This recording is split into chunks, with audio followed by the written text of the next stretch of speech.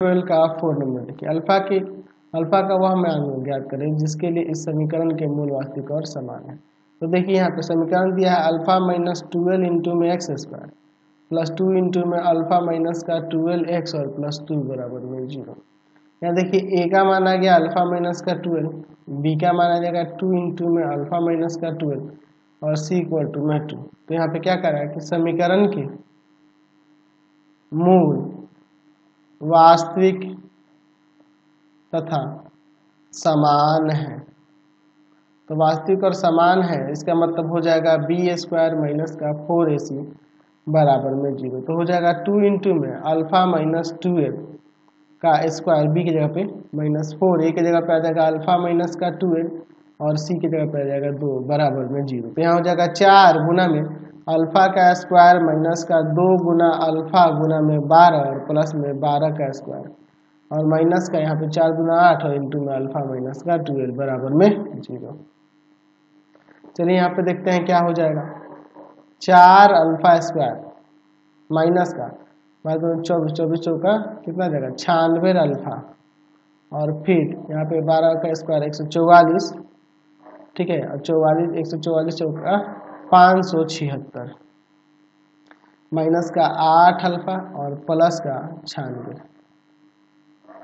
चलिए देखिए 4 alpha square minus का इसको इसमें जोड़ देंगे तो 104 अल्फा प्लस का 6 6 12 1 और 9 17 का 7 1 5 1 6 672।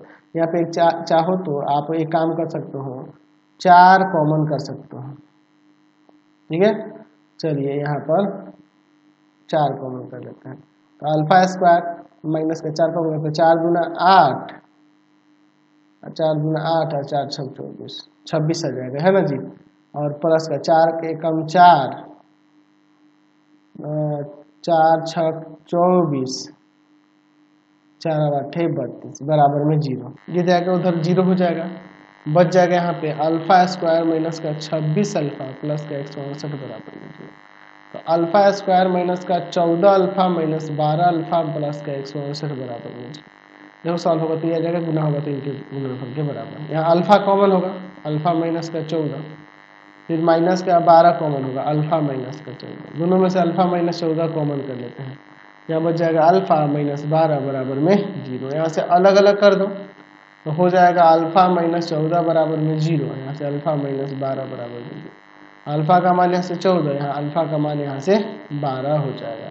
लेकिन देखिए अगर आप अल्फा का मान 12 लेते हैं तो ये बहुपद नहीं रह पाएगा, ठीक है।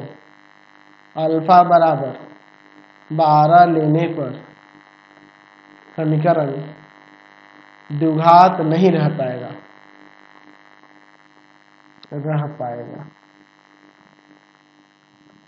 इसलिए अल्फा का मान सिर्फ 14 होगा। समझ गए, कोई दिक्कत नहीं है। क्वेश्चन 13 का